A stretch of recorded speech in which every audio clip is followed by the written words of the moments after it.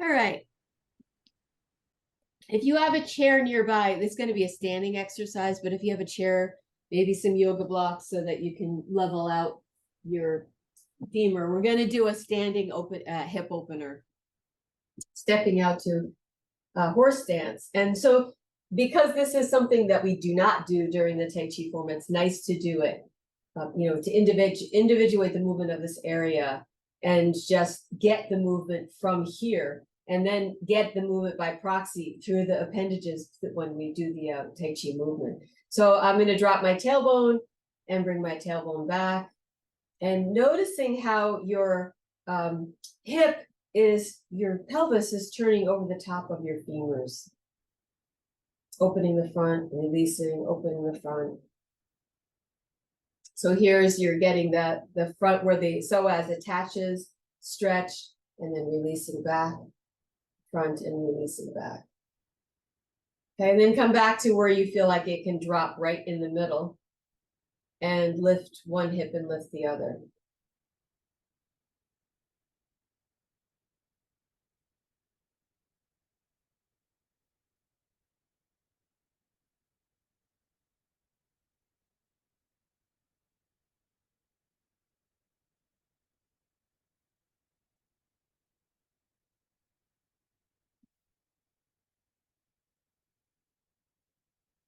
Okay, and then come back to where it's level to the pelvis and then go open one hip and then open your SI joints. You're going across the diagonal. Just taking that time, we so infrequently through our day really don't take the time to see what's going on in the body. So this is your moving check-in. So we come back to the middle and go across the other way. We open up the hip crease on one side and then we open up through the SI joint in the back. Just feeling deep in the hip. You may not feel a lot of stretch through your legs or anywhere else, but inside the hip socket area, you want to feel in there. And then coming back, let it just drop and then go through a full circle. This circle is very different because my hips are in a different position, more in the open Tai Chi position, to really allow the hips to circle and move.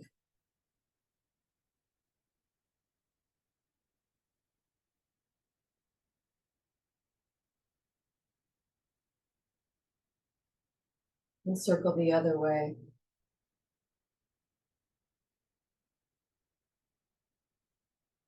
Okay, and then coming to stillness and letting yourself feel that connection below the floor and then up through the crown.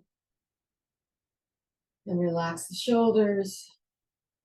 So notice that the feeling when that collapse is not sinking energy. So as we sit here, if I take my upper body and I just collapse it, it might feel heavier on my feet, but I don't feel any more connected to the ground. If I lift my core up and I lift through my through the joints from my dantian up, I feel actually a better connection with the ground when I'm not collapsed. So the structure, having proper structure, and then thinking about the energy below the earth, below the feet into the earth, that's really being connected. So when I lift up my structure, lift my ribs up off my hips and lift up through the back of the neck and through the crown, I'm connected through good structure. So now energy can flow in both directions.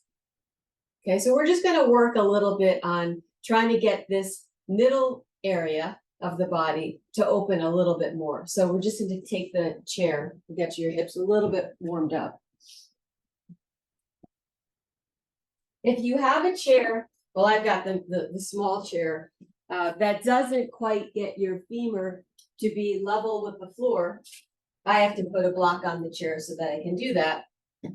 When I put my foot up, I just want my thigh to be parallel to the floor. So if you don't quite have that, you might have to look around for something that works a little bit better. But ultimately, you just want to have this really grounded through this perpendicular of the lower leg and the parallel to the floor with the upper leg. And then my feet are going to be parallel. And I'm drawing my navel in and dropping my tailbone down and lifting up the back of my neck. Okay, so I'm already operating with the good structure above to have the structure below.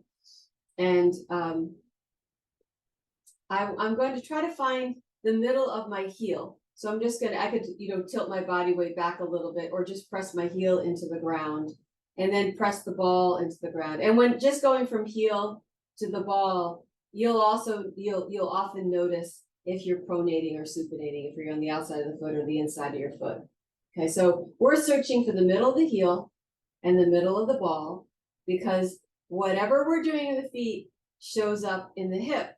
So if I'm supinating all the time, I'm going to be to the outside of my hip more. And if I'm pronating all the time, I'm going to have a lot of tension on the inside of the hip and the adductors in the groin area. To find the middle way, I need to find the middle of my heel in the middle of the ball of my foot. So I'm going to try to roll up through the middle of my foot, through the middle of the ball of the foot. It sounds like, well, that's not so hard.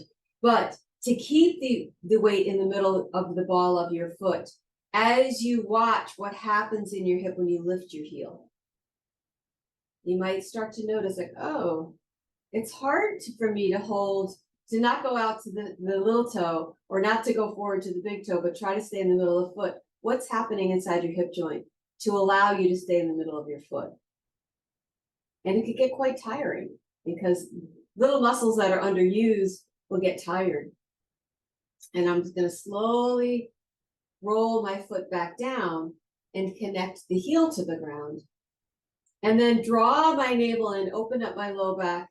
So this is a clear demonstration of what I've been talking about letting the change in your pelvis move your femur forward, which bends your knee. It's not this independent knee motion. It starts here. So I bring that dantian towards my back and then send the femur forward into the bent knee position, right? Just keeping that position. Okay, and so I want to try to stay in the middle of my foot here. So if you notice you're leaning into the inside of your foot, you're leaning to the outside of the foot, try to get your weight right down the middle of your foot. Like I'd say to the outside of your second toe, from your heel to the outside of your second toe. Okay, and then come back to a straight leg. And then again, roll up to the middle of your foot, roll up onto the ball of the foot, and just try to hang out there for a moment, noticing, oh, if I think in the middle of my foot, what's happening in my hip joint to help me stay there? Yes, the glutes, the bigger muscles are working, but there's little things going on around my hip joint to help me stay in the middle of my hip joint, which is healthier for my hip. Okay, bias in the foot, it's going to be bias in the hip. And then rolling down to my heel. Draw my navel and open up my low back, which changes the angle of my pelvis, sends the femur forward, and that's why the knee bends. Okay, so I let myself stay long in the back and then search for the middle of your foot. And it may not be, you may go to the outside. And if you actually tilt your foot to the outside, most people supinate. That might feel more natural. Pushing to the inside, for some people, pronation feels more comfortable. But if you go from the outside, I get more outer muscles of the hip operating. I go to the inside, feel much more groin. If I go to the middle, it's got to be deeper inside my hip. And now I'm going to lift up through my crown. So that's trying a different way. Instead of just pushing off the floor, I'm going to lift up through my crown and lengthen my leg. Okay, so one more time, middle of my heel. So you got to search for that through your hip joint. Then through the middle of your foot, rolling right up into the middle of the ball of the foot. And then slowly coming down, which is good exercise for the underside of your foot. And also your balance, also the inside of your hip. Slowly bringing your heel down, draw your navel towards your spine, open your back. bending the knee because the femur was sent forward. And then try to stay in the middle of your foot, middle of the ball, and middle of the heel here. Good, this is a good exercise. It's just deep internal. You're not using a lot of big outside muscles, but you're using some stuff really deep around your hip socket. And then crown pulling you up. So you're pushing and pulling and coming back up. And then just kind of hang out here for a minute and see how it feels to just experience the openness of this hip. Okay, this next piece is a little harder, but I think it's worth everybody knowing. I usually just teach it when we're doing kicks, but it's good for doing balance. So I'm going to draw my navel in, try to stay in the middle of my foot, open up my low back, send the femur forward into a knee bend, and try to stay in the middle of my foot. And now putting your fingertips on the other knee, you're going to need a little more energy from your dantian to pick your knee up even a ½ inch off of the surface. I'm pressing my fingers down and I'm lifting my knee up, and you really should be feeling the work in that standing hip. And then release and come back up, lift through the crown, push off the foot. This is how we get longer hips. Okay, again, draw the navel in, open up the back, send the femur forward into a knee bend, stay in the middle of your foot, middle of the ball, middle of the heel. A little bit of pressure downward on that knee that's bent, and then draw the navel in and pick the knee up. Try to stay steady. Think about what's going on in this hip joint to keep everything steady. And are you just deferring to the outside of your foot or wherever you normally do? Thinking about what has to happen inside your hip to keep you in the middle of your foot. And then lower that down and lift the crown and sink into the foot. So this is, every time I do that, push off the ground, lift through the core, I'm lengthening the joint spaces. Okay, one more time.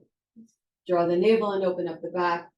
Send the femur forward into a knee bend. Stay in the middle of the foot from front to back as well as you can, really feeling into your hip joint for that. A little, even a ½ pound of pressure can be quite a lot. You want to meet that with drawing the navel in just a little bit more. Pick the knee up. Try to stay in the middle of your foot.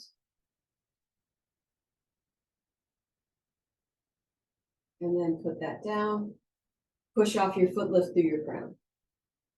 And just feel the space opening at your hip crease. Okay, so let that go and just walk around a bit. See if you notice a difference from one hip to the other. Yes, your hip might just feel a little tired because it was a deep little nautilus for the inside of your hip. So, but noticing one side of your body compared to the other side.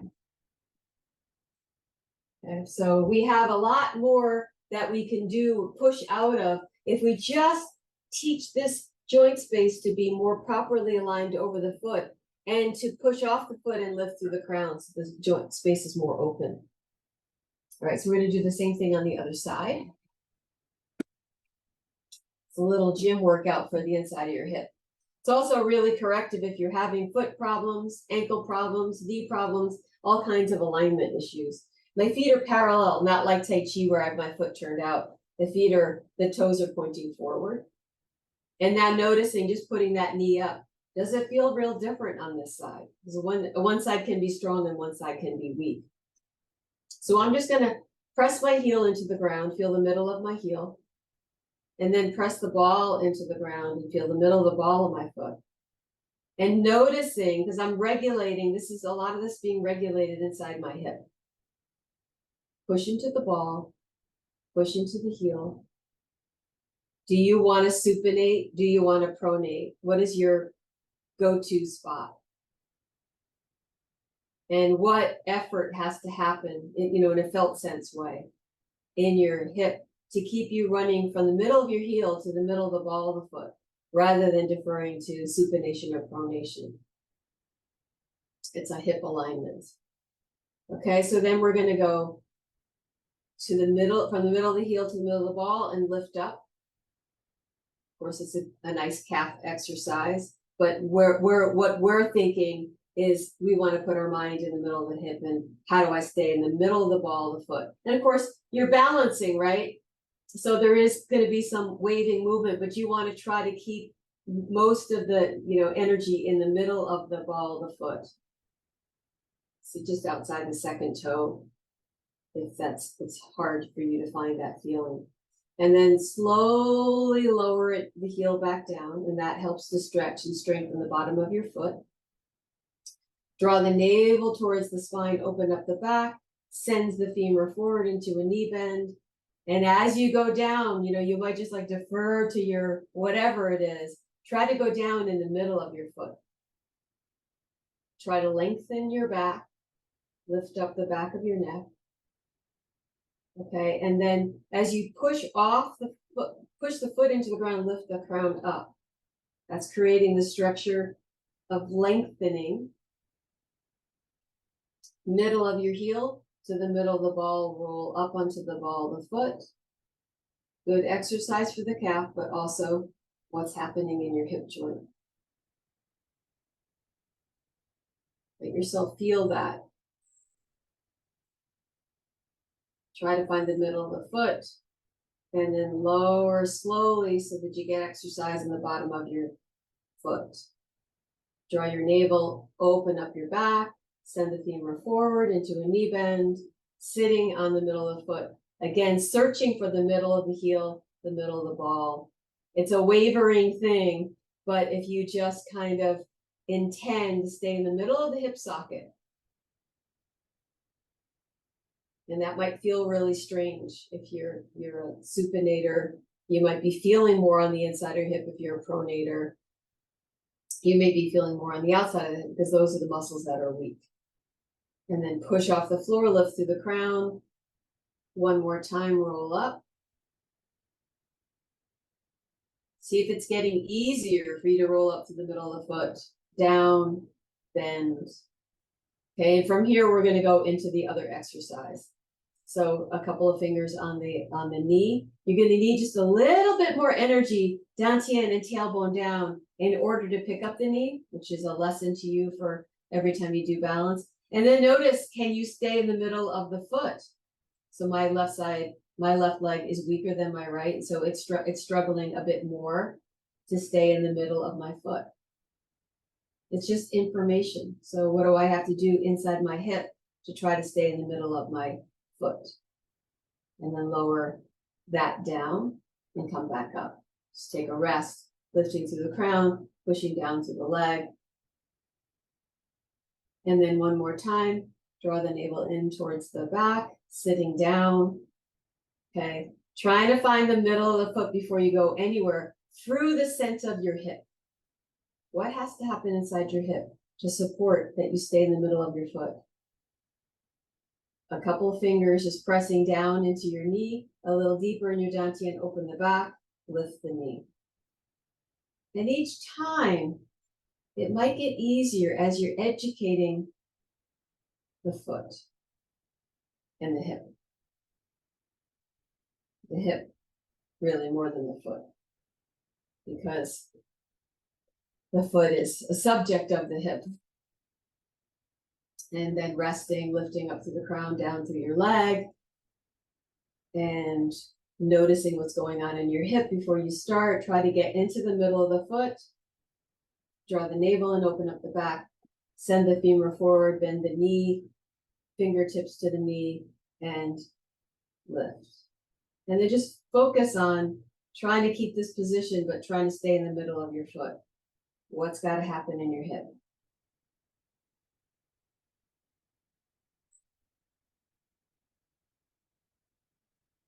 And then release. Okay, so step it out and just walk it out and just let your mind take in, oh, wow, the right side was easier than the left, or the left side was easier than the right. That tells you a lot about the twist in your pelvis and the dominance from left to right. And it's a really good exercise to straighten out your hips. Okay.